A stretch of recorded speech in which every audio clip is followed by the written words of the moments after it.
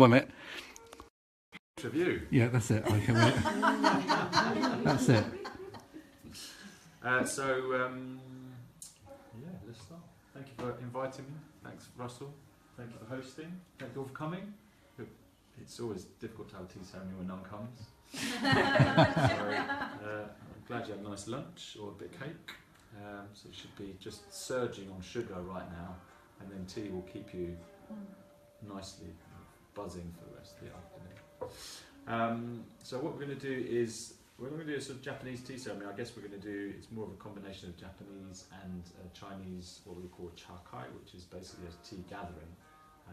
And one of the principles, I guess, of a tea gathering, particularly in China, in Japan, is something called ichigo ichie, and ichigo ichie translates as one time, one gathering, or one time, one meeting, or something like that. And so the idea behind that is that this is the only time that all of us will get together in this setting. It's completely unique, and as a result, it's an opportunity just to remind ourselves that it's a nice time to kind of share in each other's company and share the moment.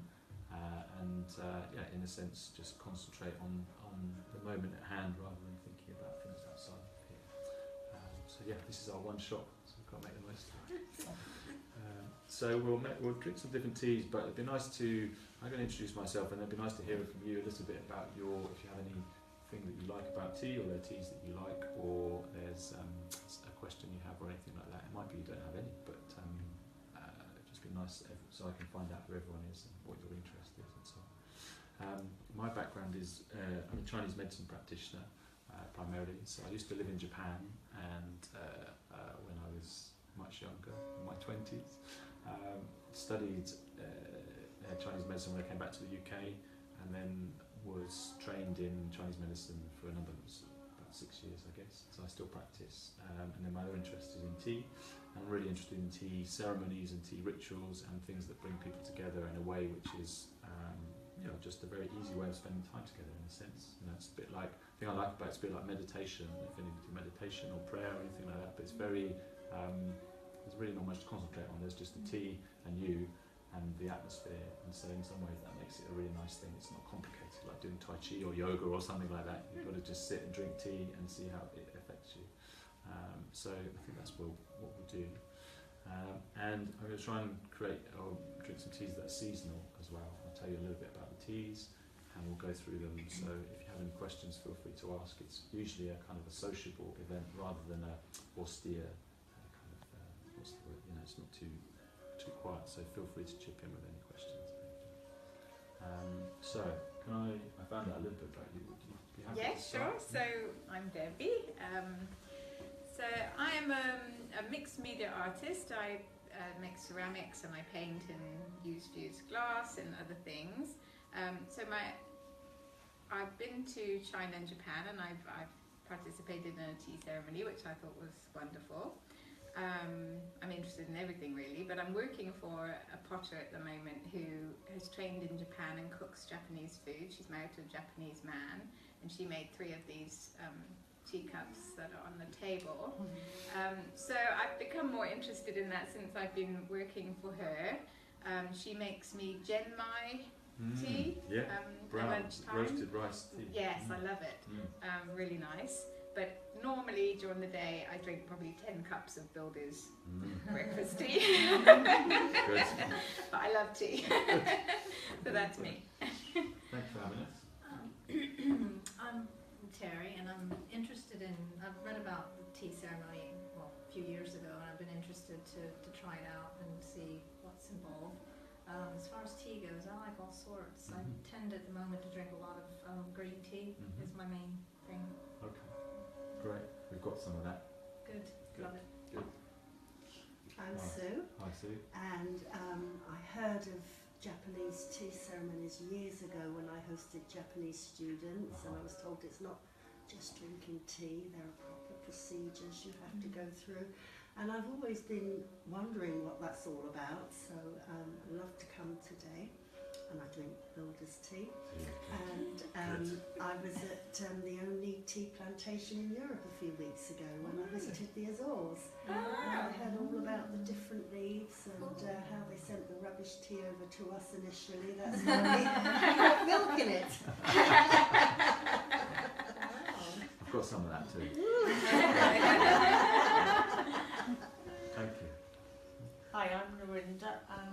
interested in spiritual things. I watched a Japanese tea ceremony last year. A friend of mine. I'm interested in like Earl Grey or herbal tea. Okay, great. Thank you. I'm Lucy. I'm a newly retired psychologist, but I'm also an Akashic healer, 11th generation. So I'm very interested in the psychological, the spiritual aspects of the whole ceremony. I drink mainly green tea, black teas, anything basically, but not builder's tea. I can't stand builder's tea. Okay. So thank you. Yeah, thank you for coming. I'm another Sue. Hi, Sue. Hiya.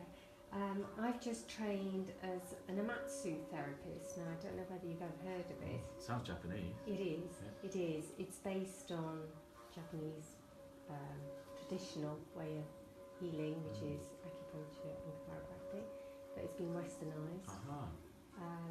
So I trained in that. I wasn't going to come today because I had a sports massage yesterday and my back's gone into real spasm. Oh, is it? But the other thing is I'm really interested in 5 elements as well. So that's why I'm here today. Right, we can bring some of that in. Yes. Yeah, okay. Got lots to talk about. English breakfast.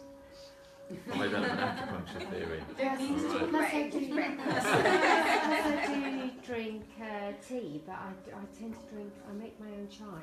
Oh, do you? Oh, Yes. nice. Yes, because it's warming. Yeah. I suffer with damp, so Okay, we can definitely talk about that. We can talk about those aspects, yeah. stagnation and damp. For sure, yeah. Thank you. Yeah. Russell, are you going to... Yes, I'm very interested in tea. I was in the Himalayan mountains in November. I went to Timmy Tea Plantation, and I don't normally drink tea black, but it was fantastic. There was a feeling of a different energy involved there because it felt very sacred, that area. I'm most interested in the 5 elements and how tea is used there. And also interested in a Buddhist practice where tea is used as part of a ceremony. In my practice, tea is offered to Yeshiwama, which is the chief protector of Yongdrongban, and there has a lot of healing practices involved with that ritual. So I'm very interested in the spiritual ritual of tea and the medicinal aspect, both esoteric and orthodox. Okay, thank you. Great. There's not much I can say. What do I say? What's your name? Julie. Julie, you're my mum, aren't you? Russell's mum. Oh, right, okay. From Malaysia, but to Singapore. Oh, really? So, yeah. Oh. But I've been in England since 1958. Have you? Yeah. Okay. But my husband died 14 years ago. Okay. So, Mum, what about tea? What have you had anything involvement with tea? Not really, no. No. Do you drink tea? I do. Oh, Herbal one. What about in Malaysia? Anything in Malaysia with tea? Not really, no. We What don't about do in the those convent? sort of things, you see. We don't. Yeah, what about in the convent? Was tea in the convent? Might be tea time. Okay, so no spiritual. Nothing of Okay. that sort. So we have to move on to the next one, do we? Okay. Thank you. Hello, I'm Sue. I see. There's lots of Sues. Yeah, 3 of us, yes. I'm just interested in meeting some different variety of people and take the atmosphere in there and Great. join us. Perfect. Good. Right, well, let's have a cup of tea. I think we'll start with the Japanese tea.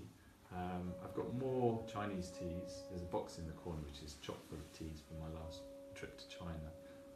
And actually, last week I was doing a Japanese tea ceremony in Oxford, and so a bit like this one really. So I've got some tea which is fresh from Japan, which is basically the best time to get it. Some teas can age, and some teas you can just allow to sit for years and years. And green tea you really want to drink as fresh as possible. So I've got some really fresh green tea. So we'll drink some of that, I think. Let's just get this going.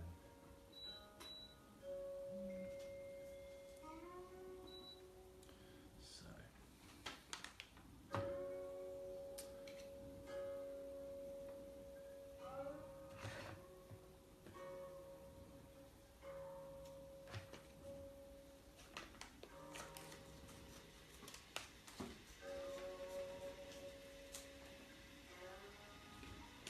So, James, I take it you got a kettle there somewhere. There's a kettle down by my side. Oh, okay. Yeah. Is that a Japanese kettle or a Chinese one? It's a Chinese kettle. Bring the table. Okay. So, what's the difference between a European kettle and a Chinese kettle? Well, Thank you. I'll show you just in a moment when it comes up. One of the differences is the volume. Usually Chinese kettles don't have a huge volume, they have a smaller volume. And the reason for that is because when you make tea in China and Japan, you usually want to play around with the water temperature quite a lot. So this kettle has a temperature gauge on it, so it lets me know when it's at the right temperature. I have to keep an eye on it. See. But the reason for that is particularly green teas and white teas, they need to be brewed at a much cooler temperature, so around about 60, 70 degrees, something like that. If you brew them hot, as you would make a cup of bilder's, it draws out all of the bitterness in the tea, and that creates quite a strong, bitter green tea and kills the tea, essentially. So, if we pass this one round, you can smell and just enjoy the smell. So how fresh is that? You said it's fresh? It's so fresh that it's It's a bit like grass. it's just come from Japan in, when did that come?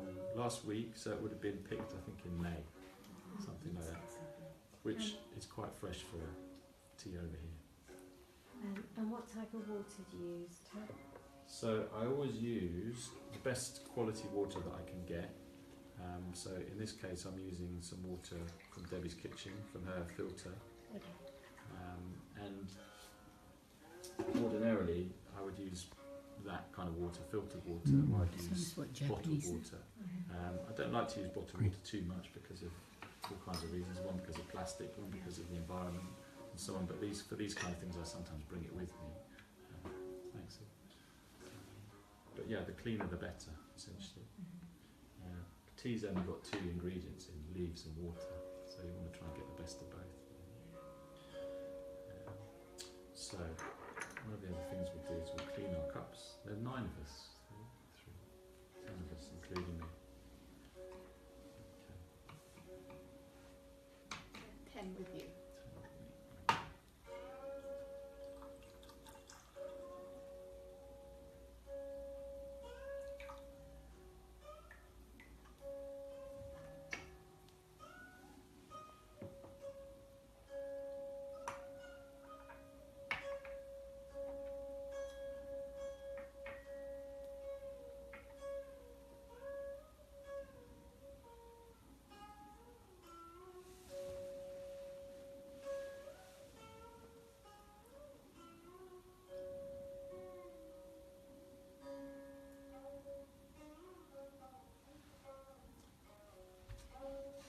That's very well judged.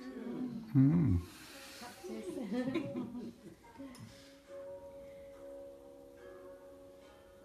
It's, yeah, a bit of practice.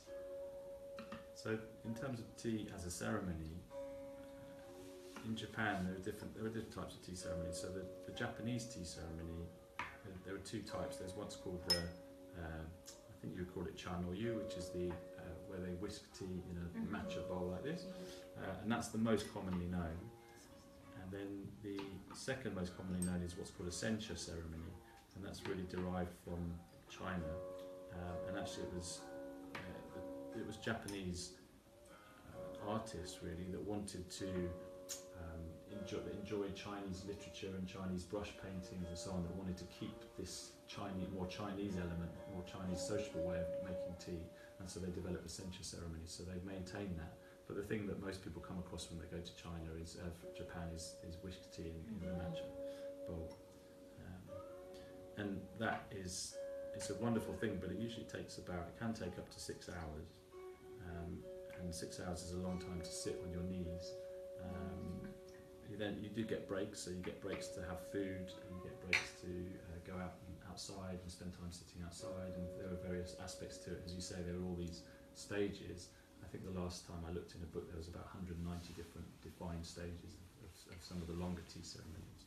So this is a lot more relaxed and informal, which I think suits our way of doing things. So tea ceremony is a meditation. Yeah, it certainly is for some people, and the tea ceremony is the tea ceremony that was developed in Japan. Essentially, is used in Zen Buddhist practice, and so they have a phrase which is in Chinese. They say "Chan Cha Yue," which means Zen and tea are one flavour. So it's all the same thing essentially. So our tea goes into our teapot, which is warmed.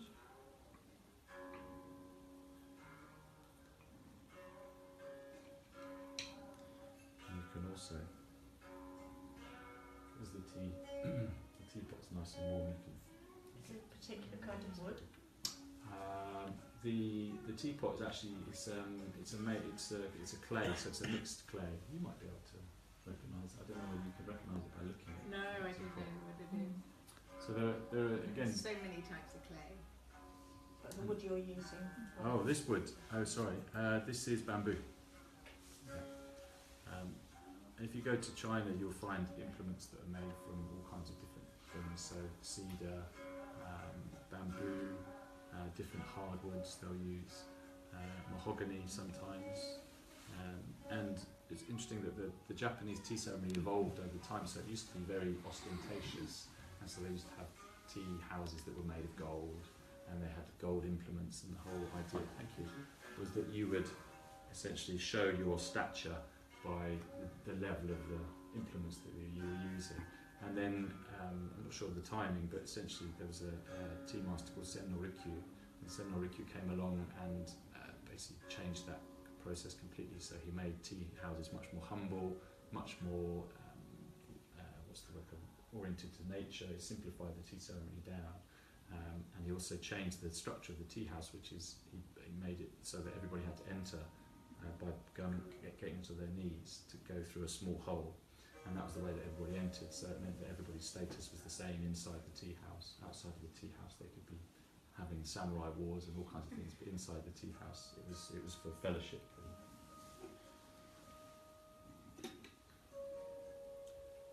So this water's at about 66 degrees. I'm going to let that steep for about a minute.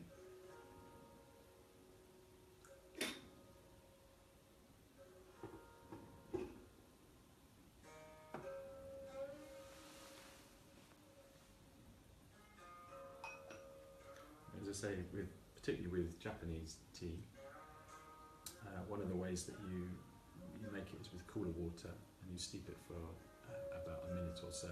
And then the next brew you steep for about 30 seconds, because the bitterness then starts to come out. So it opens up with this lovely sweetness, and then you get a level of bitterness underneath. So James, is there a way to drink the tea?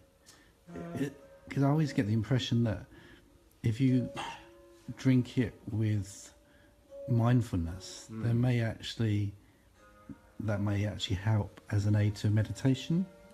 I think that's true.